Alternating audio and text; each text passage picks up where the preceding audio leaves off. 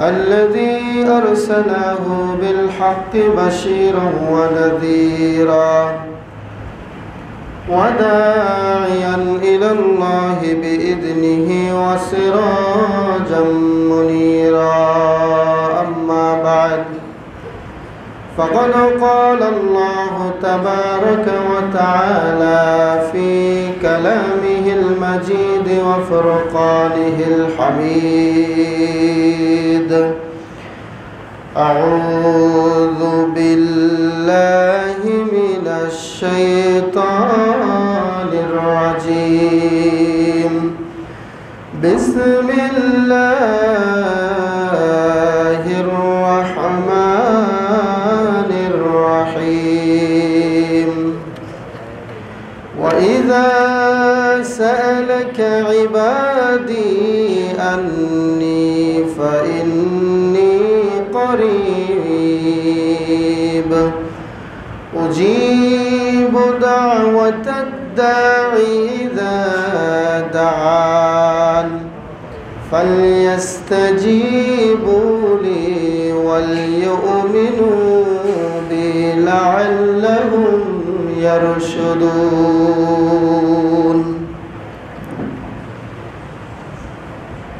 وقال تعالى في موضع آخر لا تدركه الأبصار وهو يدرك الأبصار وهو اللطيف الخبير. وقال تعالى في موضع آخر ونحن أقرب إليه من حبل الوريد. وقال النبي الأمين صلى الله عليه وسلم أقرب ما يكون العبد من ربه وهو ساجد فأكثروا فيه الدعاء أو كما قال عليه الصلاة والسلام. الحمد لله উপস্থিত মসজিদের সম্মানিত মুসল্লিয়ানা কেরাম, দোতলায় অবস্থানরত শ্রদ্ধাস্পতিনী স্নেহাশিস মা ও ভগ্নীগণ, খুতবার শুরুতে আমরা মহান রবের দরবারে কালেমাত শুকর আদায় করি, বলে আলহামদুলিল্লাহ। অগণিত অসংখ্য দরুদ ও সালাম নবী মুহাম্মদ রাসূলুল্লাহ সাল্লাল্লাহু আলাইহি ওয়াসাল্লামের প্রতি। বাদ আলহামদুলিল্লাহ, আজকে আমাদের খুতবার আলোচনার বিষয়বস্তু হলো কিভাবে আমরা আল্লাহ রাব্বুল আলামিনের নিকটবর্তী হব। এর আগে আমি আপনাদেরকে প্রশ্ন করি, আমরা কি চাই না যে আমরা আল্লাহর নিকটে যাই? চাই কি চাই না? যারা বললেন না তারা কি চান না? আমরা চাই সবাই আল্লাহর নিকটে যাব। আল্লাহর নিকটবর্তী মানে হলো আল্লাহর প্রিয় ভাজন ব্যক্তি হিসেবে আমরা তার কাছে বিবেচিত হতে চাই। তা আজকে আমরা কিছু আমলের কথা বলবো, যে আমলগুলির মাধ্যমে আমরা আল্লাহ রাব্বুল আলামিনের কাছে চলে যাব এবং তার নিকটবর্তী হতে পারবো। বলেন আলহামদুলিল্লাহ। শুরুতেই আমি আপনাদেরকে বাংলাদেশের কিছু, যেমন ক্লোজ আপ একটা কোম্পানি আছে, আপনারা সকলেই জানেন। ক্লোজ আপ কোম্পানি আমাদেরকে কাছে আসার গল্প শোনায়, কিন্তু সেই কাছে আসার গল্পটা কিসের কাছে আসা? অবৈধ মেলামেশার কাছে আসা। বলেন নাউজুবিল্লাহ। কিন্তু আল্লাহ রাব্বুল আলামিন আমাদেরকে তার কাছে নেওয়ার জন্য কিছু আমলের কথা বলেছেন। বলেন আলহামদুলিল্লাহ। কোনো অবৈধ কোনো কাছে টানাটানি নয়, যে আমলগুলি করলে সরাসরি সে আল্লাহর কাছে আমরা চলে যাব, সে আমলগুলির কথা তিনি কোরআনুল কারিমে এবং বিশ্বনবী হাদিসে বলেছেন। তো কিভাবে আমরা আল্লাহর নৈকট্য লাভ করতে পারবো, এই বিষয়ে কোরআন হাদিস থেকে আমরা শুনব এবং সর্বোপরি আমরা আমল করার চেষ্টা করব। বলেন ইনশাআল্লাহ। খুতবা শুনবো, আমল করব না, তাহলে আমাদের কোনো পরিবর্তনও আসবে না। যদি আমল করার নিয়ত শুনি, অবশ্যই পরিবর্তন আসবে। প্রথমেই আমি আপনাদেরকে বলি যে আমরা যার কাছে যেতে চাই, যার কাছাকাছি হতে চাই, তাকে চিনলে তো না আমরা তার কাছে যেতে পারবো। তাকে যদি না চিনি তার কাছে যেতে পারবো? পারবো না। আমরা যার সম্পর্কে জানি না, যার সম্পর্কে কোনো ধারণাই নাই, তার কাছেও যেতে পারবো না, তার কোনো কথাও আমরা শুনতে পারবো না। কিন্তু আল্লাহ রাব্বুল আলামিনের কাছে যেতে গেলে অন্তরের চক্ষু লাগে, অন্তরের চোখ দিয়ে আল্লাহকে অনুভব করতে হয়।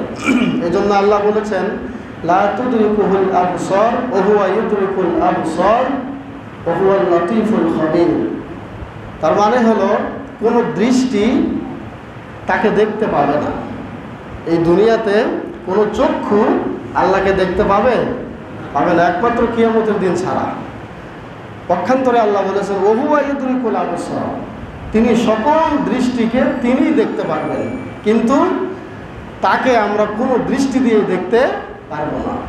ওয়া হুয়াল লাতীফুল খাবীর, তিনি সূক্ষ্ম খবর রাখনেওয়ালা। তিনি যেভাবে আমাদের সংবাদ খবর রাখেন, এইরকম সূক্ষ্মভাবে খবর পৃথিবীর আর কেউ রাখতে পারে না। কথা বলেন ঠিক কিনা? সম্মানিত উপস্থিতি, তাহলে বোঝা যায় যে দৃষ্টি তার আয়ত্তে, কিন্তু তিনি আমাদের দৃষ্টির আয়ত্তে নাই, তিনি দৃষ্টির বাহিরে। কিন্তু আমরা সবাই তার দৃষ্টির আয়ত্তে, তিনি এমন আল্লাহ।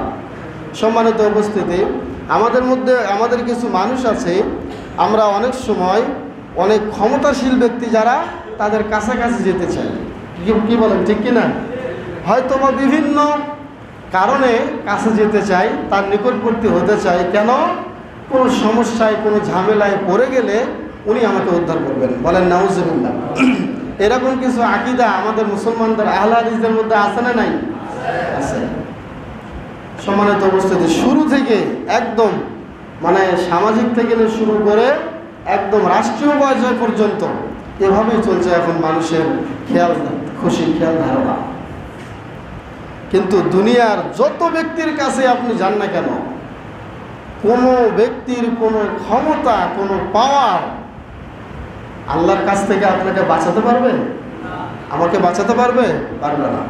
একমাত্র তার কাছে আমরা যেতে চাই, যে আল্লাহর কাছে গেলে দুনিয়ার সারা মানুষ যদি আমাকে বেঈমান বলে, ওই আল্লাহ যদি আমাকে ঈমানদার বলেন, তাহলে আমার কামিয়াবি। দুনিয়ার কোনো ব্যক্তির কোনো সুনামের আমার কোনো প্রয়োজন নেই।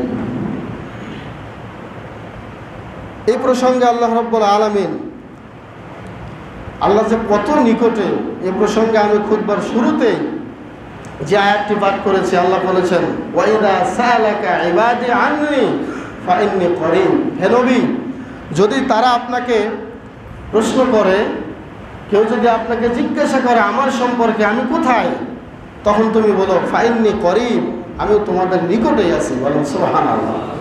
উজিবু দাওয়াতাদ দাঈ ইযা দাআন, যখনই কোনো আহ্বানকারী আমাকে ডাকে, আমি তার ডাকে সাড়া দিই। সুবহানাল্লাহ বললেন না? তাহলে আমি তোমাদের অনেক নিকটে। ফালাস্তাজিবু লি ওয়া লিউমিনু বি, সুতরাং তারা যেন আমার ডাকে সাড়া দেয় এবং আমার প্রতি যেন তারা ঈমান রাখে। লাআল্লাহুম ইয়ারশুদুন, যাতে করে তারা সঠিক পথ খুঁজে পাবে। বলেন সুবহানাল্লাহ। তাহলে আল্লাহর ডাকে সাড়া দিলে ঈমানদার হওয়া যায়, আল্লাহর ডাকে সাড়া দিলে পথ খুঁজে পাওয়া যায়। যদি আমরা আল্লাহর ডাকে সাড়া না দেই, তাহলে আমরা যতই আল্লাহকে ডাকি, আল্লাহ আমাদের ডাকে সাড়া দেবেন না। তিনি কত নিকটে, এ প্রসঙ্গে অন্য আয়াতে আল্লাহ রাব্বুল আলামিন বলেছেন, ওয়া নাহনু আকরাবু ইলাইহি মিন হাবলিল ওয়ারিদ, নিশ্চয় আমি আল্লাহ মানুষের কত নিকটে, তাদের ঘাড়ের নিকটে যে শাহ রগ আছে, এ রগের চেয়েও আমি মানুষের নিকটবর্তী। তাহলে এবার চিন্তা করে দেখেন, আমরা তাকে দেখতে পারবো না, তিনি আমাদের দৃষ্টির বাহিরে, কিন্তু আমরা সবাই তার দৃষ্টির আয়ত্তে। এখান থেকেই এইভাবেই তিনি আবার এমন নিকটে, গলার ঘাড়ের যে শাহ রগ আছে, এই রগের চেয়েও নিকটবর্তী তিনি আমাদের। সুবহানাল্লাহ।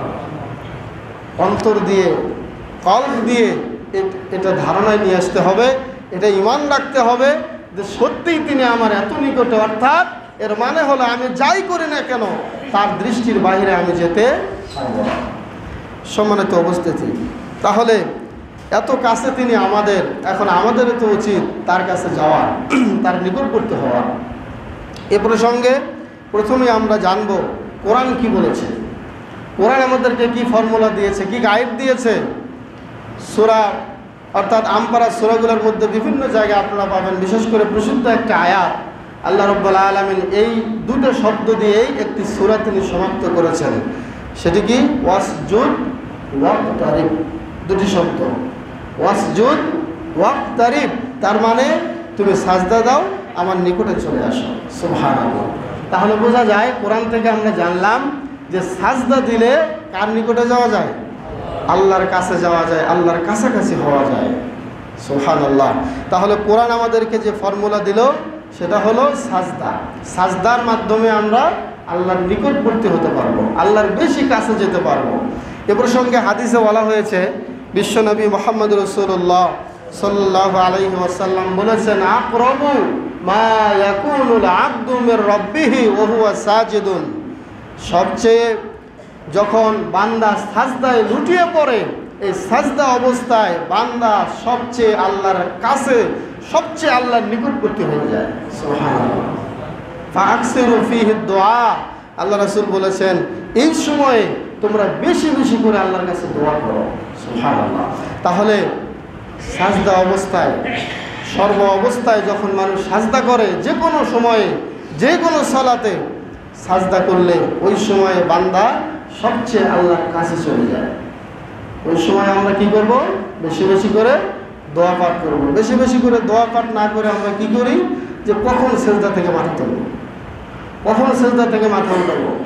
কথার কথা 15 সেকেন্ড, 20 সেকেন্ড, 30 সেকেন্ড আমি নিয়মিত সাজদা দিই, কিন্তু হঠাৎ করে যদি ইমাম সাহেব একটু সাজদা লম্বা করে তাহলে হয়তো আমার খারাপ লাগে, এই সাজদা কেন লম্বা হচ্ছে, এত লম্বা কেন? এই জন্যই হচ্ছে আপনার কাছে বিরক্ত মনে হচ্ছে, কারণ একটাই, আপনি যা পড়তেছেন তা জানেন না, কি বলতেছেন। আমরা কি বলি? সুবহান রাব্বিয়াল আ'লা। এর অর্থ কি? সুবহান রাব্বিয়াল আ'লা এর অর্থ কি? এটা আমরা অনেকে জানি না, যার কারণে সাজদা থেকে তাড়াতাড়ি মাথা তুলতে চাই। আরবিতে দুটি শব্দ আছে, একটা হচ্ছে আ'লা আর একটা হচ্ছে আসফাল। আ'লা মানে হলো সর্বোচ্চ, যার উপরে আর কিছু নেই, আর আসফাল মানে এত নিচে, যার নিচে আর কিছু নেই। ইন্নাল মুনাফিকিনা ফিদ দারকিল আসফালি মিনান নার। আল্লাহ কোরআনে বলেছেন মুনাফিকরা জাহান্নামের সর্বনিম্ন স্থানে থাকবে, এটাকে বলা হয় আসফাল। আর আমরা সাজদায় কি বলছি? সুবহান রাব্বিয়াল আ'লা। আ'লা মানে সর্বোচ্চ, পবিত্রতা সেই রবের, আমার সেই রবের আমি পবিত্রতা বর্ণনা করছি যে রব সবার চেয়ে উপরে। সুবহানাল্লাহ। আর ওই সময়ে দেখেন তো আমাদের অবস্থা কি? আমরা একদম মাটির সাথে আমাদের সর্বমর্যাদার এবং যেটাকে আমরা সম্মানের প্রতীক বলি কপাল, এই সম্মানের জায়গাটা, সম্মানের স্থানটাকে আমরা মাটির সাথে মিশে দিচ্ছি। তার কারণ হলো আমি হলাম আসফালে, আমার রব হচ্ছেন আ'লাই, তার সুউচ্চ। অর্থাৎ এই অবস্থায় আমার রব যেহেতু সবার উপরে আছেন আর আমি যেহেতু একদম মাটির সাথে মিশে গিয়েছি, এই ক্ষেত্রে আমি যা বলবো আল্লাহ তাই শুনবেন। সুবহানাল্লাহ। সেই জন্য আল্লাহ রাসূল বলেছেন, ফাকসিরু ফীহি দুআ। বেশি বেশি করে সাজদায় আল্লাহর কাছে দোয়া করো, আল্লাহ তোমার এই ডাকে সাড়া দিয়ে দেবেন, তখনই তুমি আল্লাহর কাছাকাছি হয়ে যাবে। এ প্রসঙ্গে বিভিন্ন দোয়ায় আমরা পড়ে থাকি, সুবহানাকা আল্লাহুম্মা রাব্বানা ওয়া বিহামদিকা আল্লাহুম্মা ইগফিরলি। এটা রুকুতেও পড়া যায়, সাজদাতেও পড়া যায়। সুবহানাকা আল্লাহুম্মা, আল্লাহ তোমার আমি পবিত্রতা বর্ণনা করছি, রব্বানা তুমি আমাদের রব, ওয়া বিহামদিকা তোমার প্রশংসা করছি আমি, তোমার প্রশংসার সহিত আমি সাজদায় লুটিয়ে আছি, অতএব আল্লাহুম্মা ইগফিরলি, আল্লাহ তুমি আমাকে ক্ষমা করো। এই দোয়াগুলো বলা হয় কেন? বলা হয় এখানে আমরা একদম কাছাকাছি হয়ে যাচ্ছি আল্লাহর, এখন যা বলবো আল্লাহ তাই শুনবেন। সুবহানাল্লাহ। আরো দোয়া বলা হয়, সুবহুল কুদ্দুসুর রব্বুনা রব্বুল মালাইকাতু ওয়ার রূহ। সুবহ মানে পবিত্রতা বর্ণনা করছি, পবিত্র সেই আল্লাহ। কুদ্দুস মানে পুত, পবিত্র, পবিত্রর চেয়েও যদি আরো কিছু থাকে সেটাও তিনি, সেই রব আমাদের। রব্বুনা তিনি আমাদের রব, রব্বুল মালাইকাতি সমস্ত ফেরেশতা মণ্ডলীর রব, আর রূহ এবং জিবরাইল ফেরেশতার রব তিনি, তার পবিত্রতা বর্ণনা করছি আমি। এরপরে আল্লাহ নবী আরো বলতেন, আল্লাহুম্মা ইগফিরলি যামবি, আল্লাহ তুমি আমার গুনাহগুলোকে ক্ষমা করে দাও, কুল্লাহু সব গুনাহ, ওয়া দিক্কাহু ছোট গুনাহ, ওয়া জিল্লাহু বড় গুনাহ, ওয়া আউয়ালাহু আগের যত গুনাহ করেছি, ওয়া আখিরাহু পরের যত গুনাহ করেছি, ওয়া আলানিয়াতাহু যত গুনাহ প্রকাশ্যে করেছি, ওয়াসিররাহু যত গুনাহ গোপনে করেছি, অর্থাৎ গোপনে প্রকাশ্যে ছোট বড় জানা অজানা সব গুনাহ তুমি আমার ক্ষমা করে দাও। সুবহানাল্লাহ। তাহলে এই দোয়াগুলোর অর্থ তো আমাদের জানতে হবে। মনোযোগ না আসার যতগুলো কারণ আছে তার মধ্যে একটি কারণ হচ্ছে আমরা সালাতে যা পড়ি তার অর্থ আমরা জানি না। এই জন্য সালাতে আমাদের মনোযোগ হয় না, আমাদের অমনোযোগী এসে যায়। সম্মানিত হাজিরিন, তাহলে আমরা কি পেলাম? 1 নম্বর আমল আল্লাহর কাছে যাওয়ার, সেটা হচ্ছে সাজদায় লুটিয়ে থাকা। যত সাজদা করব তত আল্লাহর কাছে আমরা যেতে পারব। আল্লাহর নবীর একজন সাহাবী রাবিয়া বিন কাব আল-আসলামী রাদিয়াল্লাহু তাআলা আনহু, তিনি বলেন, কুনতু আবিতু মা রাসূলিল্লাহি সাল্লাল্লাহু আলাইহি ওয়াসাল্লাম। সহিহ মুসলিমের বর্ণনা। তিনি বলেন, একদিন আমি আল্লাহর নবীর সাথে রাত্রি যাপন করলাম। আমি অনেক সময় সুযোগ খুঁজতাম কখন আল্লাহর নবী একটু কাজের আদেশ করবেন, আর ওই সময়ে আমি তার কাজের জন্য সহযোগিতা করব। নবীর খেদমত করতে আমার বড্ড বেশি ভালো লাগতো। এই জন্য ঘুম না পেড়ে আমি জেগে থেকে অপেক্ষা করতাম আল্লাহর নবী কখন ঘুম থেকে জেগে ওঠে আর কোন কাজের আদেশ করে কাজটি আমি করে ফেলবো। বলেন সুবহানাল্লাহ। ঘটনাক্রমে গভীর রাতে একদিন আল্লাহর নবী বিছানা থেকে জেগে গেলেন, আমিও তার পাশে পাশে উঠিয়ে গেলাম। জেগে গিয়ে বললাম, ইয়া রাসূলুল্লাহ, কোনো কিছু খুঁজছেন কিনা একটু আপনি বলুন। আল্লাহর নবী বললেন, আমি তাহাজ্জুদের সালাত আদায় করব। কাব আল-আসলামী তিনি বললেন, আমি আল্লাহর নবীকে 1 মশক পানি আগায়া দিলাম। আগায়া দেওয়ার পরেই আল্লাহর নবী ওযু সারলেন। ওযু সেরে বললেন, রে কাব, হে কাব, সাল, তোমার মনে যা চায় তুমি চেয়ে নাও। তুমি যা চাও আমি তোমাকে তাই দেব। তোমার মনে যা চাই তুমি চাইতে পারো। বলেন সুবহানাল্লাহ। সে আল্লাহর নবীর নিকটবর্তী হয়ে গিয়েছে, পছন্দের মহব্বতের ব্যক্তি হয়ে গিয়েছে। এবার রাবিয়া বিন কাব আল-আসলামী তিনি একটা জিনিসই চাইলেন। আমরা হলে বলতাম, ভাই অথবা বড় পীর অথবা এমপি মন্ত্রী যদি আমাকে অফার করতো, আমরা বলতাম আমার আগে 10 তলা বিল্ডিং চাই। কথা বলেন ঠিক কিনা? আমার 10 লক্ষ টাকা চাই, 20 লক্ষ টাকার ঋণী আমি, আমার ঋণ আপনি শোধ করে দিন। রাবিয়া বিন কাব আল-আসলামী বললেন, ইয়া রাসূলুল্লাহ, ইন্নী উরিদু মুরাফাকাতাকা ফিল জান্নাহ। আমি আপনার সাথে জান্নাতে থাকতে চাই, আর কিছুই চাই না। সুবহানাল্লাহ।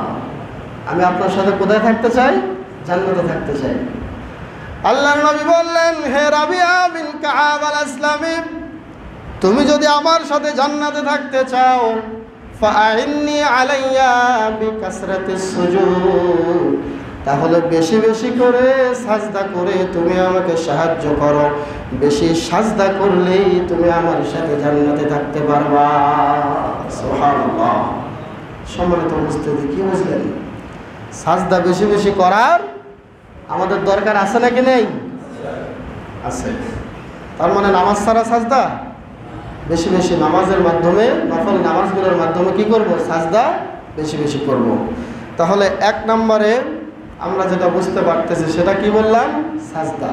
সাজদা যত বেশি করব আল্লাহর কাছে তত বেশি যেতে পারব। কিয়ামতের দিন আল্লাহ তার পায়ের গোছা বের করে দেবেন। পায়ের গোছা বের করে দেওয়ার পরে সারা হাসরবাসীকে বলবেন যে তোমরা আমার পায়ে সাজদা করো। কোরআনে স্পষ্ট আয়াত, ইয়াউমা ইউকশাফু আন সাকিন ওয়া ইউদআউনা ইলাস সুজুদি ফালা ইয়াস্তাতিউন। আল্লাহ রাব্বুল আলামিন বললেন, যেদিন আমি আল্লাহর পায়ের গোছাকে বের করে দেওয়া হবে, সাজদা করার জন্য ডাকা হবে, সাজদা করো।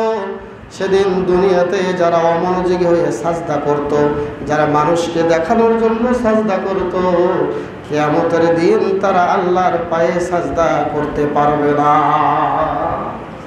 যারা মন খুলে একমাত্র আল্লাহকে খুশি করার জন্য সাজদা করবে, তারাই সেদিন আল্লাহর পায়ে সাজদা করতে পারবে। সুবহানাল্লাহ। সম্মানিত উপস্থিতি, 1 নম্বর আমল থেকে আমরা বের হয়ে আসি। এতক্ষণ আমরা যেটা শুনলাম এটা হচ্ছে কোরআনিক ফর্মুলা থেকে কয়েকটি হাদিসের উদ্ধৃতি আমি দিলাম। নাম্বার 2 নম্বরে যে আমল করলে আমরা আল্লাহর নিকটবর্তী হতে পারবো সেটা হলো বিসসালাতিন নওয়াফিল, নফল সালাতের মাধ্যমে। কি সালাত?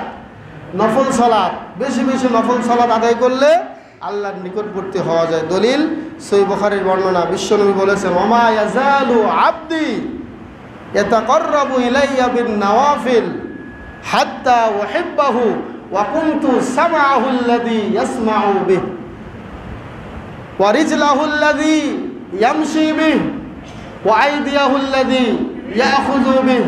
আল্লাহ রাব্বুল আলামিন হাদিসে কুদসিতে বলেছেন, বিশ্বনবী বলেন যে মা ইয়াজালু আবদি ইয়াতাকাররাবু ইলাইয়া বিন নওয়াফিল, অবশ্যই যে বান্দা সর্ব অবস্থায় নফল সালাত আদায় করে, এই নফল সালাতের মাধ্যমে সে আমি আল্লাহর নিকটত্ব হাসিল করতে পারে। সুবহানাল্লাহ, আমি আল্লাহর নিকটবর্তী হয়ে যায়। এমন এক সময় হয়ে যায় সে যে কান দিয়ে শোনে, সে নিজের কান দিয়ে শোনে না, ওটা আমি আল্লাহর কান দিয়ে শোনে। সুবহানাল্লাহ। এবং সে হাত দিয়ে যে ধরে, তার হাত দিয়ে ধরে না, ওটা আমার হাত দিয়ে ধরে। যে সে পা দিয়ে চলে, ওটা সে তার পা দিয়ে চলে না, আমার পা দিয়ে সে চলে। সুবহানাল্লাহ বললেন না? তাহলে নফল সালাতের গুরুত্ব কম না বেশি? বেশি। সম্মানিত উপস্থিতি, অনেক মুসল্লি আছে ফরজ সালাত করেই মসজিদ থেকে বের হওয়ার জন্য হামাগুড়ি দিয়ে চলে যায়, তাড়াহুড়া শুরু করে দেয়। বাড়িতে গিয়ে সালাত আদায় করেন কিনা এটা আল্লাহই ভালো জানে। নফল সালাত বাড়িতে বললে সওয়াব ঠিক আছে, কিন্তু যে মুসল্লিরা নামাজ শেষ হওয়ার সাথে সাথেই বের হওয়া শুরু করে দেয়, আল্লাহ ভালো জানেন বাকি নফল নামাজের অবস্থা যে কী, এটাই আল্লাহ ভালো জানেন, আল্লাহ ছাড়া কেউ জানে না। সম্মানিত উপস্থিতি, তাহলে 2 নম্বর আমল আমরা শুনছিলাম যে নফল সালাতের মাধ্যমে আল্লাহর নিকটবর্তী হওয়া যায়। এ প্রসঙ্গে হাদিসের মধ্যে এসেছে কিয়ামতের দিন আল্লাহ রাব্বুল আলামিন ফেরেশতা মণ্ডলীকে বলবেন, আমার অমুক বান্দার মিজানের পাল্লা তুমি দাঁড় করাও। এক পর্যায়ে দেখা যাবে সে যে ফরজ ইবাদতগুলো করত, এই ইবাদত দিয়ে তার জন্য জান্নাতের ফয়সালা হচ্ছে না। বলেন নাউজুবিল্লাহ। ফরজ ইবাদতের সওয়াব দিয়ে কি হচ্ছে না? জান্নাতের ফয়সালা হচ্ছে না। তখন আল্লাহ রাব্বুল আলামিন বলবেন, হে আমার ফেরেশতারা, তোমরা আমার ওই বান্দার নফল সালাতের দিকে একটু খেয়াল করো, দেখো নফল সালাতের কোনো লেশ বা নফল সালাতের কোনো সওয়াব পাওয়া যায় কিনা। তখন ফেরেশতারা তার নফল সালাত দেখে এই নফল সালাতের যে সওয়াব, এই সওয়াবটুকু দিয়েই তার ফরজ সালাতের ঘাটতি পূরণ করে তাকে জান্নাত দান করা হবে। সুবহানাল্লাহ। তাহলে নফল সালাতের গুরুত্ব কম না বেশি? এটা হলো ওভার টাইমের মতো। কিসের মতো? Over time. অর্থাৎ যারা বেতনে চাকরি করেন তাদের চেয়ে, ওই চাকরির চেয়ে কিন্তু অনেক সময় ওভার টাইমের বেতন অনেক বেশি আসে। যারা চাকরি করেছেন তারা জানেন। সম্মানিত হাজিরিন, এই বিনিময় দিয়ে কি হবে? আপনার ফরজ সালাতের ঘাটতি পূরণ করা হবে। বলেন সুবহানাল্লাহ। এরপরে এখন আমি আপনাকে 2-1টা নফল ইবাদতের কথা বলছি। 1 নম্বর নফল ইবাদত হচ্ছে বেশি বেশি কোরআন তেলাওয়াত করা। করেন আপনারা? তেলাওয়াত করেন কোরআন? নাই, নফল ইবাদত আমাদের নাই বললেই চলে। বিশ্বনবী বলেছেন, আফদালুল ইবাদাতে তিলাওয়াতুল কোরআন। নফল ইবাদতের তালিকায় সর্বোত্তম ইবাদত হচ্ছে কোরআন তেলাওয়াত করা। সুবহানাল্লাহ। নফল ইবাদতের তালিকায় সর্বোত্তম নফল ইবাদত কি? কোরআন তেলাওয়াত করা। একজন মানুষ মসজিদের কর্নারে বসে আল্লাহুস সামাদ, আল্লাহুস সামাদ, আমি একদিন বলছিলাম এই আয়াতের তাফসীর করতেছে, আর আপনি হাফেজ সাহেব এই পাশে বসে 30 পারা শেষ করছেন 1 সপ্তাহে, আর উনি 1 সপ্তাহে আল্লাহুস সামাদ গবেষণা করতেছেন। এই গবেষণায় আপনি 90 দিন তেলাওয়াত করলেও ওই 2টা আয়াতের গবেষণার সওয়াব পাবেন না। সুবহানাল্লাহ বলেন না? কারণ একটাই, এর নাম ফিকির। এই ফিকিরের সাথে সরাসরি কানেকশন আছে কার? আল্লাহ। আল্লাহর ফিকির যারা করে, আল্লাহর আয়াত দিয়ে যারা গবেষণা করে, এদেরকে আল্লাহ বড্ড বেশি পছন্দ করে। সম্মানিত হাজিরিন, তাহলে নফল সালাত কি বললাম? নফল সালাতের পরপরই নফল ইবাদতের আরেকটি নমুনা হচ্ছে বেশি বেশি কোরআন তেলাওয়াত করা। আর এই কোরআন তেলাওয়াত কেন করবেন? এটা হচ্ছে আফজালুল ইবাদাতি তেলাওয়াতুল কোরআন। সর্বোত্তম নফল ইবাদত হচ্ছে কোরআন তেলাওয়াত করা। আনাস রাদিয়াল্লাহু তাআলা আনহু বলতেন, রুব্বা তালিম লিল কোরআন ওয়াল কোরআন ইয়ালানহু। কোরআনের অনেক তেলাওয়াতকারী আছে যাকে কোরআন অভিশাপ দেয়। কোরআন খতমের নামে অনেকে কোরআন খতম নিয়ে ব্যস্ত, কিন্তু কোরআন তেলাওয়াতের যে শুদ্ধতা, যে পরিশুদ্ধতা, মদ মাখরাজ, এগুলোর দিকে খেয়াল না করে অনেকে ব্যস্ত হয়ে যান যে কোরআন আমাকে খতম করতে হবে। এই সমস্ত তেলাওয়াতকারীদেরকে কোরআন কি দেয়? অভিশাপ দেয়। আপনি পড়তে পারেন না সেটা ভিন্ন কথা, আপনি যেভাবে পারেন ঠিক আপনি সেইভাবেই পড়তেছেন, তাতে সমস্যা নেই।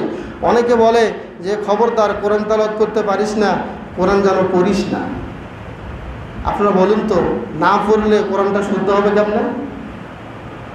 আপনি পড়া অবস্থায়, শেখা অবস্থায় তেলাওয়াত করতেছেন, করতে করতে 10টা 20টা 50টা ভুল হয়ে যাচ্ছে।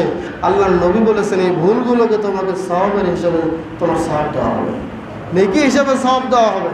তাহলে কি আমাদের কোনো চিন্তা আছে? ভুল হচ্ছে, বারবার চেষ্টা করতেছি তেলাওয়াত শেখার জন্য, সেই ক্ষেত্রে ভুলগুলো সওয়াবে নেকিতে পরিণত হয়ে যাবে। এজন্য বেশি বেশি আমাদের কি করতে হবে? কোরআন তেলাওয়াত করতে হবে। ফজরের সালাতের পরে, প্রত্যেক ফরজ সালাতের পরে কোরআন তেলাওয়াতের সুন্দর কণ্ঠ, আল্লাহ যাকে যে কণ্ঠ দিয়েছে এই কণ্ঠ দিয়েই কোরআন তেলাওয়াত করতে হবে। কেউ যদি কণ্ঠকে লুকায়, কণ্ঠ দিয়ে যদি কোরআন তেলাওয়াত না করে, আল্লাহর নবী সাবধান বাণী দিয়েছেন, ফালাইসা মিন্না, সে আমার উম্মতের মধ্যেই নয়, সে আমার আদর্শে আদর্শিত নয়। কণ্ঠ দিয়েছে আল্লাহ, এই কণ্ঠ দিয়ে কোরআন তেলাওয়াত করো না। আপনি বলতে পারেন যে হুজুর আমার তো কণ্ঠ নেই, যে না, এটা ভুল কথা। আপনাকেও আল্লাহ একটা কণ্ঠ দিয়েছেন, যাকে যে কণ্ঠ দিয়েছেন ওই কণ্ঠ দিয়ে কোরআন তেলাওয়াত করতে হবে। আল্লাহ বলেছেন ওয়ারাত্তিলিল কুরআনা তারতিলা, কোরআন তেলাওয়াত করো তারতিলের সাথে। এই তারতিলের কয়েকটা অর্থ আছে। একটা অর্থ হচ্ছে সুমধুর কণ্ঠ, আর একটা অর্থ হচ্ছে টেনে টেনে মদ মাখরাজ দেখে সুন্দর করে পড়া, যেমন আলহামদুলিল্লাহি রাব্বিল আলামিন। প্রত্যেকটা অক্ষর যেন বোঝা যায়। খালি আলহামদুলিল্লাহ রাব্বিল আলামিন রহমান রহিম মালিক ইয়াউমিদ্দিন, এগুলো কোরআন তেলাওয়াত নয়, এগুলো হচ্ছে কোরআনের সাথে ঠাট্টা করা। এভাবে কোরআন কোনোদিন তেলাওয়াতও হয় নাই, এভাবে কোরআন কোনোদিন নাজিলও হয় নাই, এভাবে আল্লাহ কোরআন পড়তেও বলেন নাই। যেটা কোরআনকে নিয়ে ঠাট্টা এবং উপহাস চলে সারা বিশ্বের অনেক দেশে এখন কোরআন খতমের নামে এই রমজান মাসে শুধু তারাবির নামাজে কোরআন খতমের নামে কোরআনের সাথে শয়তানি করা হচ্ছে। মদ মাখরাজ ঠিক থাকে না, সব উল্টাপাল্টা করে খতম দেওয়া হচ্ছে। আল্লাহ মাফ করুক, সকলে বলে আমিন। সম্মানিত হাজিরিন, তাহলে আল্লাহ নবী বলেছেন যায়্যিনুল কুরআনা বিআসওয়াতিকুম, তোমাদের যে কণ্ঠ আছে এই কণ্ঠ দিয়ে তোমরা কি করো? কোরআনকে সুন্দর করো। যার যে কণ্ঠ আছে এইভাবেই কোরআনকে সুন্দর করতে হবে। অতএব অবশ্যই আমাদেরকে কোরআনের তেলাওয়াত করতে হবে। তেলাওয়াত যদি আমরা ছেড়ে দেই অবশ্যই আমাদের জন্য দুঃখ এবং দুর্দশা নেমে আসবে। আপনারা জানেন আজ থেকে 20 বছর আগে সকালবেলা আপনার মা, আপনার দাদি, আপনার চাচি কোরআন তেলাওয়াত করে রান্নাবান্নার কাজ শুরু করতো। কথা বলেন ঠিক কিনা? আর এখন সকালবেলা রাস্তা দিয়ে গেলে কি শোনা জানেন? ডিজে গানের শব্দ শুনতে পারি আমরা। প্রত্যেকটা ঘরে এখন ডিশ লাইন। এই ডিশ লাইনের বেতন দিচ্ছি আমরা মাসে 500 টাকা, 400 টাকা, 600 টাকা। আমি অবাক হয়ে গেলাম আপনাদের মসজিদের বেতনের কথা শুনে। এবার বেতন 12 মাসে 600 টাকা। ভাই কয় টাকা করে পড়ে? 40 টাকা না 50 টাকা মাসে? নিজেকে একটু প্রশ্ন করেন। মাসে মসজিদে যেটা আপনার পরকালের সম্বল, সেই সম্বলে আপনি দিচ্ছেন মাসে 50 টাকা। আর আপনার মোবাইলে রিচার্জ করতে যদি আপনি একবার দেন কমপক্ষে 20 থেকে 50 টাকার নিচে কিন্তু দেন না। তাহলে মাসে কি মোবাইলে একবার রিচার্জ দেন? আপনি বলতে পারেন হুজুর ওটা তো লাগে। আপনি টের পাবেন যে মসজিদের বেতনটা কত কাজে লাগে মরার পরে। এখন বুঝবেন না। এটা নিয়ে অনেকে কথা তুললে আমি অবাক হয়ে গেলাম। মসজিদের বেতন, এখানে কি কারো বাপদাদার সম্পত্তির মধ্যে টাকা অ্যাড হবে নাকি এটা মসজিদের ফান্ডে অ্যাড হবে? দুঃখ লাগে আমাদের মুসলিম সমাজের এই অবস্থাগুলো দেখলে, অনেক কষ্ট লাগে। অযথায় আমরা অনেক টাকা ব্যয় করি, সেখানে কোনো প্রশ্ন ওঠে না। এইখানে আসলেই, মসজিদ মাদ্রাসায় আসলেই আমি ফকির হয়ে যাই, আমার টাকা থাকে না। যে লোকটা বলতেছে সাধ্য নাই 12 মাসে 1200 টাকা দেওয়ার জন্য, অথচ গিয়ে দেখেন একদিনই খরচ করতেছে 600 টাকা। কোত্থেকে আসে টাকা কই পায়? এগুলো শেখানো আমাকে, বা আপনি এখানে মানুষকে ধোকা দিতে পারবেন? নিজের বিবেককে প্রশ্ন করলে বের হয়ে যাবে। আর এই কথার উপরে যদি আপনারা সমাজপতি যারা আছেন তারা সায় দেন, মনে রাখবেন সমাজ ধ্বংস ছাড়া সামনের দিকে আগাবে না। কথা বলেন ঠিক কিনা? শক্ত করে ধরতে হবে, কোনো পিছপা হটবেন না। আপনারা যারা দায়িত্বশীল আছেন সামনে আগাবেন, কারণ মসজিদ আপনার ঘর নয়, মসজিদ আল্লাহর ঘর। এই ঘর টিকানোর দায়িত্ব আল্লাহ। আল্লাহ কীভাবে টিকাবেন এটা আল্লাহ ভালো জানেন। কারো কথায় কান দিয়ে সমাজকে ধ্বংসের দিকে ঠেলে দেবেন না। আল্লাহ আমাদেরকে মাফ করুক বলে আমিন। বলছিলাম লম্বা তেলাওয়াত করতে হবে, যার যেরকম কণ্ঠ আছে এরকম কণ্ঠ দিয়ে আমরা কোরআন তেলাওয়াত করব। আর ওই কোরআনগুলো যেন আমরা সুন্দর করে কাপড় দিয়ে মুড়িয়ে কোনো তাকে না রেখে দিই। যদিও রাখেন ভালো কথা, কিন্তু দিনেও কমপক্ষে 2-4-5 বার বের করে তেলাওয়াত করবেন। তাছাড়া কোরআন কিন্তু কিয়ামতের দিন আপনার বিপক্ষে অভিশাপ দেবে। তাহলে নফল ইবাদত কি বলছিলাম? 1 নম্বর নফল ইবাদত হচ্ছে কোরআন তেলাওয়াত করা। 2 নম্বর নফল ইবাদত হচ্ছে তাহাজ্জুদের সালাত আদায় করা। তাহাজ্জুদের সালাত আমরা পড়ি, আল্লাহ ভালো জানেন। এখানে যতগুলো মুসল্লি আমরা আছি, কয়জন আমরা রাত্রে তাহাজ্জুদের সালাত আদায় করি আল্লাহ ভালো জানেন। তাহাজ্জুদের সালাত ছাড়া পৃথিবীর কেউ কোনোদিন সফলতার মুখ দেখতে পারে নাই। যত বড় বড় ইমাম, ইমাম বুখারী, ইমাম মুসলিম, ইমাম আবু দাউদ, তিরমিজি, যত জগৎ বিখ্যাত মুফাসসির বলেন আর মুহাদ্দিস বলেন, কেউ তাহাজ্জুদের সালাত ছাড়া শুধু ফরজ ইবাদত দিয়ে আল্লাহর নৈকট্য হাসিল করতে পারে না। আল্লাহ কি বলেছেন? وَمِنَ اللَّيْلِ فَتَهَجَّدْ بِهِ نَافِلَةً لَكَ عَسَى أَن يَبْعَثَكَ رَبُّكَ مَقَامًا مَحْمُودًا। আল্লাহ রাব্বুল আলামিন বললেন, হে নবী, তুমি রাত্রের কিছু অংশে তাহাজ্জুদের সালাত আদায় করো। যদি তাহাজ্জুদের সালাত আদায় করো তাহলে আল্লাহ রাব্বুল আলামিন তোমাকে মাকামে মাহমুদায় পৌঁছে দিবে। বলেন সুবহানাল্লাহ। মাকামে মাহমুদায়ের জায়গাটা কোথায়?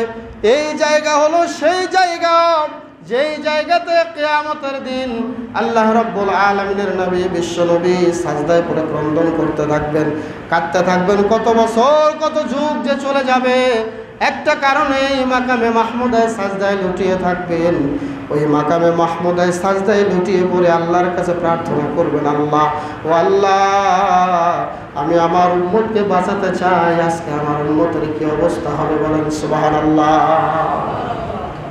ওই মাকামে মাহমুদায় তোমাকে পৌঁছে দেবেন, প্রশংসিত একটা জায়গায়। অতএব তুমি তাহাজ্জুদের সালাত আদায় করো। এরপরে আমরা যদি আরও দেখি, ফরজ সালাতের পরে সর্বোত্তম ইবাদত কোনটি? আফজালুস সালাতে বাদাল মাকতুবাতে সালাতুন ফি জাওফিল লাইল। রাত্রের গভীর অংশে এই রাত্রের সালাতটা আদায় করলে এটা ফরজ সালাতের পরেই এই সালাতের গুরুত্ব বর্ণনা করা হয়েছে। সুবহানাল্লাহ। শুধু তাই নয়, এই সালাতের গুরুত্ব এত কেন বেশি? সবাই ঘুমাচ্ছে, কিন্তু আল্লাহ কি ঘুমান? বলেন আল্লাহ ঘুমান?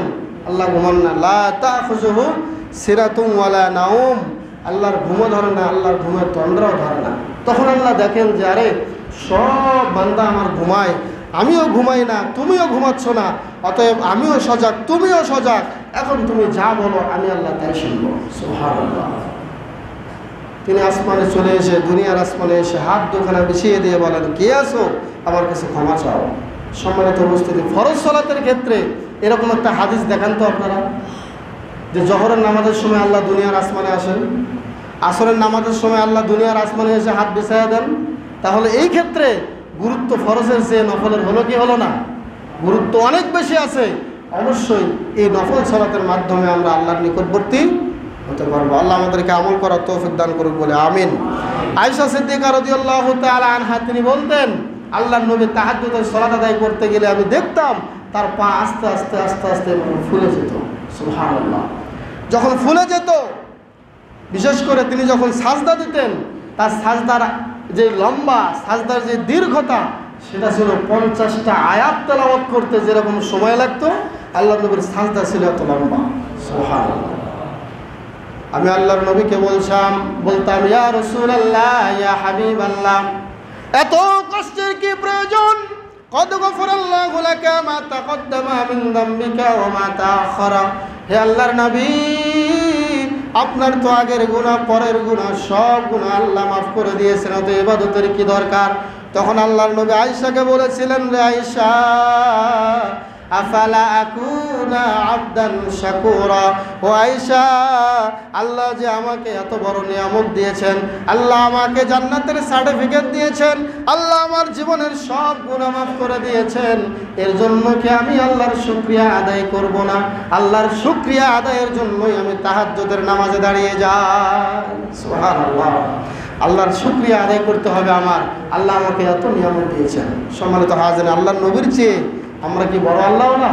তাহলে তাহাজ্জুদের সালাত আমাদের জীবনে দরকার আছে নাকি নাই? আছে। পড়বেন তো ইনশাআল্লাহ?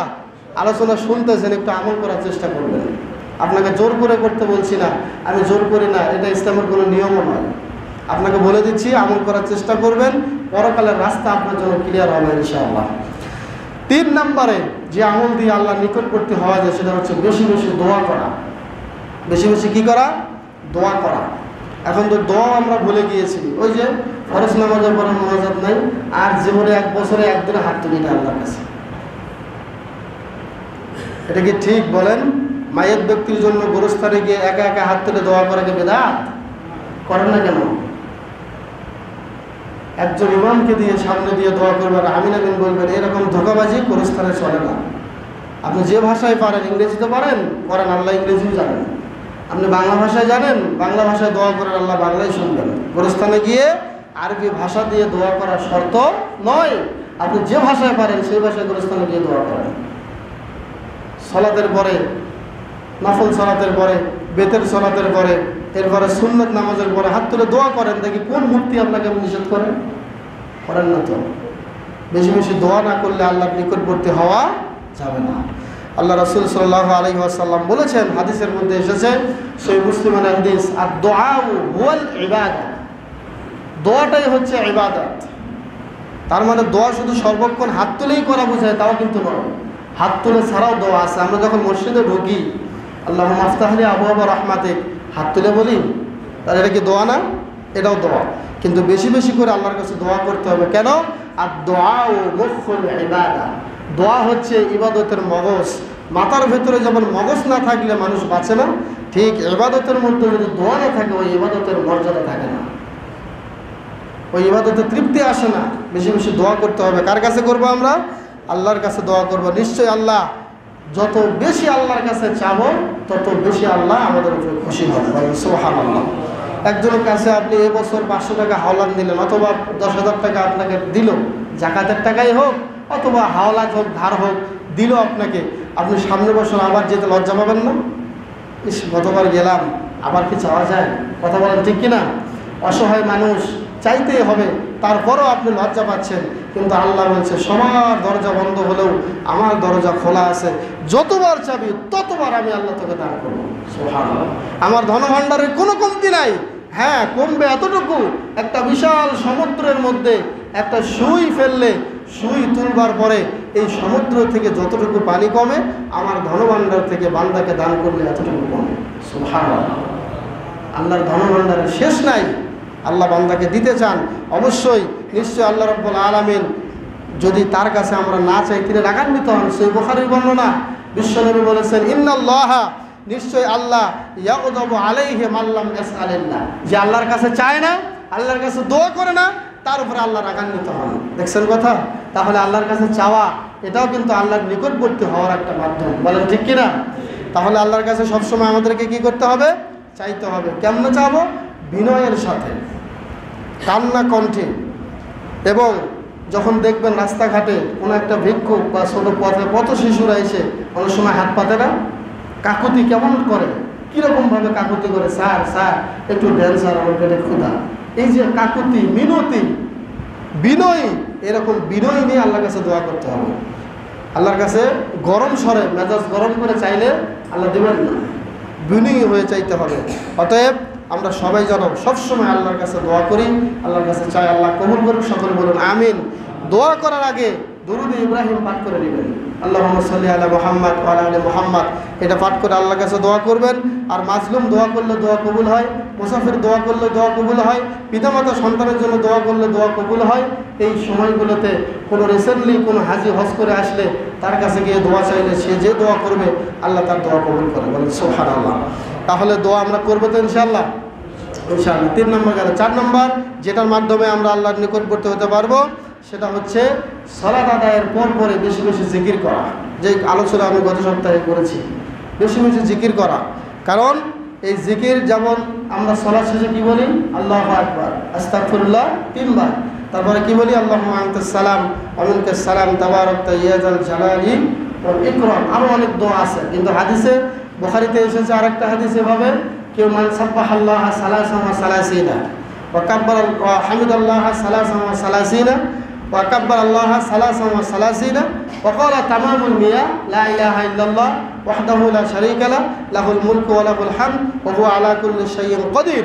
এইটা বলে অর্থাৎ 33 বার সুবহানাল্লাহ, 33 বার আলহামদুলিল্লাহ, 33 বার আল্লাহু আকবার, আর একবার কালেমা এই তাওহীদ যেটা, এটা বলে 100 বার পূরণ করবে। আল্লাহ রাসূল বলেছেন গুফিরাত খতায়াহু ওয়া ইন কানাত মিসলু জাবাদিল বাহর। সমুদ্রের ফেনা সমতুল্য যদি তার গুনাহ থাকে আল্লাহ সব গুনাহ ক্ষমা করে দেবেন।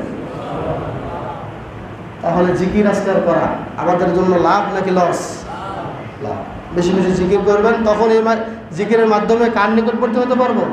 আল্লাহর নিকটবর্তী হতে পারবো। আল্লাহ আমাদেরকে, যেমন সূরা নাস ফালাকের কথা এসেছে ফরজ সালাতের পরে, এরপরে সূরা ইখলাসের পাঠ করার কথা এসেছে, এরপরে আয়াতুল কুরসির কথা কি বলেছেন দেখেন, মান করা আয়াতুল কুরসিয়া দুবুরা কুল্লা সালাতিন মাকতুবা লাম ইয়ামনাহু মিন দুখুলিল জান্নাতি ইল্লাল মাউত। কেউ যদি ফরজ সালাতের পরে আয়াতুল কুরসি পাঠ করে তাহলে এই লোকটা মরতে দেরি, আল্লাহর জান্নাতে যেতে দেরি হবে না। এই জিকিরগুলো তো আমাদের করার দরকার আছে নাকি নাই? আছে। তো সালাত শেষ হলে যদি আমরা দৌড়ে এই জিকিরগুলো হবে না। আল্লাহ যেন বুঝার আমল করা তৌফিক দান করেন বলে আমিন। সম্মানিত হাজিরিন, আরেকটি আমল আছে, সেটা হচ্ছে চিয়ারিটি, অর্থাৎ দান করা, সাদাকা করা। দান করবেন। বেলাল রাদিয়াল্লাহু তাআলা আনহুকে আল্লাহ নবী বলছেন, হে বেলাল তুমি দান করো, অথচ বেলালের কাছে কিছুই ছিল না। তিনি আল্লাহ নবী তাকে বলছেন, বেলাল দান করো, তুমি আল্লাহর রহমত থেকে নিরাশ হয়ে না, দেখবে আল্লাহ তোমার ব্যবস্থা করে দেবে। বলেন সুবহানাল্লাহ। তাহলে দান এটা করলে অবশ্যই আল্লাহ রাব্বুল আলামিন যখন দেখবেন আমার বান্দা আমার জন্য খুশির জন্য দান করতেছে, তখন সে আল্লাহর নিকটবর্তী হয়ে যায়, আর আল্লাহ তাকে এর পেছনে তাকে তার ধনভাণ্ডার থেকে তার পেছনে আল্লাহ খরচ করতেই থাকেন। বলেন সুবহানাল্লাহ। এক পর্যায়ে তিনি এমন হয়ে যায়, সাদাকা যখন সে করে তখন এই দান, এই গুনাহ সাদাকা করার সাথে সাথেই আল্লাহ তার জীবনের সব গুনাহ ক্ষমা করে দেন। সুবহানাল্লাহ। আল্লাহ নবী বলেছেন, সহিহ বুখারীতে এসেছে, মুসনাদ আহমদের মধ্যে এসেছে, আস-সাদাকাতু তুতফিউল খাতিআ কামা ইউতফিউন নারুল হাতাব। আগুন যেভাবে কাঠকে খেয়ে ফেলে, মানুষের দান ঠিক সেভাবে তাদের গুনাহগুলোকে মিটিয়ে দেয়। বলেন সুবহানাল্লাহ। আগুনের ভেতরে কাঠ দিলে কি থাকে অস্তিত্ব? থাকে না। ঠিক দান করলে আল্লাহ রাব্বুল আলামিন মানুষের জীবন থেকে গুনাহগুলোকে ওইভাবে মিটিয়ে দেন। দেখছেন দানের কত পাওয়ার। এরপরে এটা কেন করতেছেন আল্লাহ তাকে বড্ড বেশি পছন্দ করেন, তাকে কাছে টেনে নেন। শুধু তাই নয়, আল্লাহ নিজের হাতে এই দানটা গ্রহণ করে নেন, এটাকে 2 হাতে লালন পালন করে পাহাড় সমান করেন। কিয়ামতের দিন দেখে বলবো আমরা, আল্লাহ আমি তো ছোট্ট একটা দান করেছিলাম, তখন আল্লাহ বলবেন এই দানটা আমি সাদরে গ্রহণ করে আমি এটা লালন পালন করে আমি উহুদ পাহাড়ের সমান করে দিয়েছি। সুবহানাল্লাহ। এরপরে দান অবশ্যই আমরা করব পবিত্র সম্পদ থেকে দান করতে হবে। অযথা হুট করে অন্যায় বা হারাম পয়সা থেকে দান করলে আল্লাহ এটা কবুল করবেন না। দান করারও কিছু পদ্ধতি আছে। সবসময় দান করব কারণ আমি যে অবস্থায় চলছি আল্লাহ আমার উপরে না জানি রাগ হয়ে আছে, দান করবো এই নিয়তে আল্লাহ যেন তার রাগটা দমিয়ে রাখে, আমার উপর থেকে যেন তিনি সন্তুষ্ট হয়ে যায়। সুবহানাল্লাহ। এরপরে আরও মনে রাখবেন যে দান জাহান্নাম থেকে মুক্তি দেয়। এই দান কিয়ামতের দিন আল্লাহ আপনাকে তার আরশের নিচে ছায়া দেবেন। এই দানের কারণে, এই দানই প্রকৃত পরকালীন সম্বল। এই দান ছাড়া পরকালের কোনো সম্বল আর মানুষের থাকে না। দান করলে এই সম্বলটা পরকালের জন্য জমা থাকে। এই দানকারীকে কিয়ামতের দিন জান্নাতের সকল দরজা থেকে ডাকা হবে। সুবহানাল্লাহ। অতএব দান সবাই করবো তো ইনশাআল্লাহ। যার যেরকম সাধ্য আছে, যেখানে লাগবে, যেখানে খোঁজ নেব সেখানে আমার সাধ্য অনুযায়ী দান করবো ইনশাআল্লাহ। এরপরে 6 নম্বরে যেটা করলে আল্লাহর নিকটবর্তী হওয়া যায় সেটা হলো মানুষকে খাদ্য খাওয়ানো। দেখেন এমন কিছু মুফতি বাংলাদেশে তৈরি হয়েছে, কোনো একটা মানুষ যদি মানুষকে খাওয়াইতে চায়, শুকরিয়া স্বরূপ, কথার কথা, যে যারা অসহায় মানুষ একদিনও বস্তু কিনে খাইতে পারে না, আমি তাদেরকে বছরে অথবা যে কোনো একদিন আমি একটা গরু জবাই করে অথবা একটা খাসি জবাই করে আমি 20 জন 10 জন মানুষকে খাইয়ে দেবো। এখন মুফতি সাহেব ফতোয়া দিচ্ছে, এর কোনো হাদিস নেই।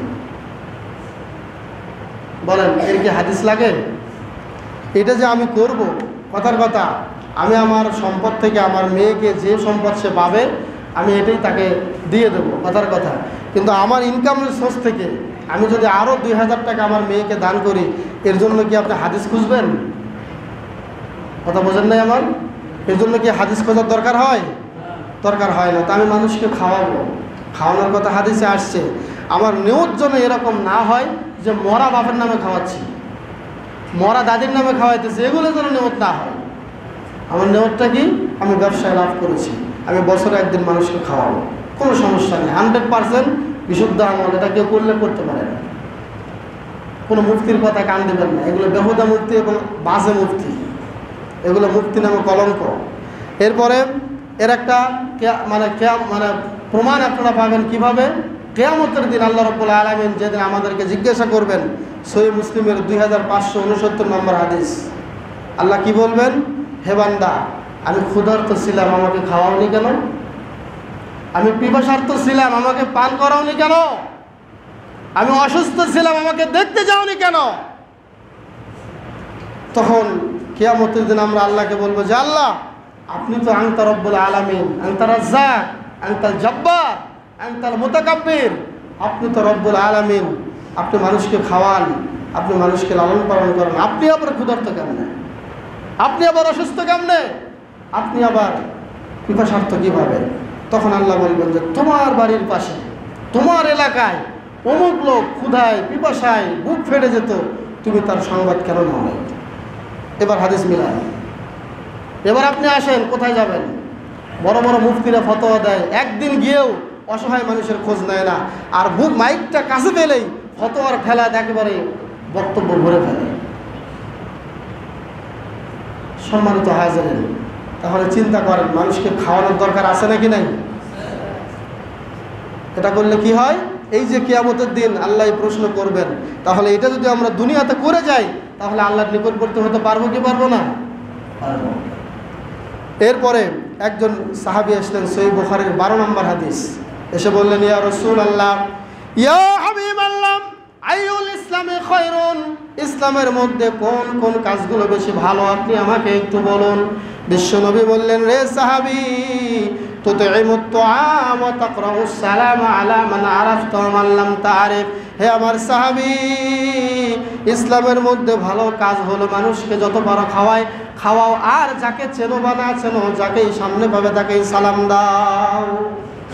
যাকে চেনো বা না চেনো, আজকে সালাম দেওয়ার একটা কোয়ালিটি হয়েছে এরকম, আপনি আমাকে চেনেন, আমাকে সালাম দিচ্ছেন, আমি আপনাকে চিনি, আপনাকে সালাম দিচ্ছি, কিন্তু আর যারা আছে অন্য কোনো মানুষ দেখলে সালাম মুখ দিয়ে বের হয় না। ভাইরা, এটা পরিবর্তন করবেন। চেনেন বা না চেনেন, লোকটার লেবাস দিকে যদি আপনার মনে হয় যে এটা মুসলমান, সালাম দিয়ে দেবেন, আসসালামু আলাইকুম ওয়া রাহমাতুল্লাহ। এটাও ইসলামের খুব ভালো কাজ।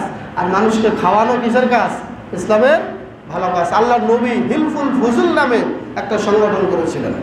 এই সংগঠনের লক্ষ্য ছিল অনেকগুলোই, তার মধ্যে একটা উদ্দেশ্য ছিল মানব সেবা। মানুষের সেবা করত, যারা বিপদে আপদে দুঃখে অসহায় পড়ে থাকতো তাদের খোঁজখবর নেওয়া হতো এই সংগঠনের মাধ্যমে।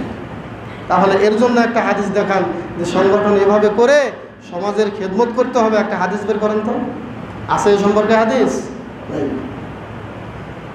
সম্মানিত হাজিরিন, এরপরে অন্য হাদিসে এসেছে, সহিহ মুসলিমের 2699 নম্বর হাদিস, আল্লাহু ফি আউনিল আবদি মা কানাল আবদু ফি আউনি আখিহি। ততক্ষণ আল্লাহ বান্দার সাথে থাকে যতক্ষণ বান্দা তার অপর ভাইয়ের সাথে থাকে। সুবহানাল্লাহ। অন্য কোনো ভাইয়ের সাহায্যে যতক্ষণ থাকবে আল্লাহও ততক্ষণ তার সাথে থাকবে। অন্য হাদিসে এসেছে, এক সাহাবী আল্লাহর নবীর সামনে দাঁড়িয়েছিল। আল্লাহর নবী বললেন যে তুমি কি পারবে একজন আনসারীকে, একজন মুহাজিরকে খাবার খাওয়াতে? তিনি বললেন যে ইয়া রাসূলুল্লাহ, পারবো। উনি ওনার সাথে করে নিয়ে ওনার বাড়িতে চলে গেলেন, গিয়ে বললেন, বিবি বাড়িতে কোনো খাবার আছে? আমি তো আল্লাহর নবীর একজন মুহাজির পেয়েছি, তাকে খাওয়াতে হবে। বিবি উত্তর দিলেন, ঘরে কোনো খাবার নেই। ঘরে কি নাই? খাবার নাই, একটু খাবার আছে, আপনার সন্তানরা আছে, এই সন্তানদেরকে খাওয়াতে হবে। ওই সাহাবী বললেন, এটা কিন্তু সহিহ বুখারীর 3798 নম্বর হাদিসের অনুবাদ বলছি। ওই সাহাবী তার পরিবারকে বললেন, সন্তানদেরকে ঘুমিয়ে দাও, ওদেরকে না খাইয়ে রাখবো। কিন্তু এই আল্লাহ রাসূলের কাছ থেকে আমি যে সাহাবীকে নিয়ে আসছি, আমি তাকে খাওয়াবো। তখন স্ত্রী বললেন যে আপনি যে খাবেন তার সাথে, খাবারটা তো তার একারই হবে না, আপনি কেমনে খাবেন? তখন সাহাবী বলেছিলেন, আমি যখন খেতে বসবো, প্লেট সামনে নেব, তুমি বাটিটা বন্ধ করে দেবে, বাটি বন্ধ করে দেবে, আর এদিক দিয়ে পুরো খাবারটুকু আমি আমার ভাইকে দিয়ে দেবো, সে যেন বুঝতে না পারে যে আমি খাই নাই। সুবহানাল্লাহ। দেখেছেন মানুষের সেবা কাকে বলে? আর সাহাবীদের চেয়ে আমাদের এমন ভাব, আমরা আল্লাহর ওলি হয়ে গিয়েছি, আমাদেরকে মানুষকে খাওয়ানোর দরকার নেই।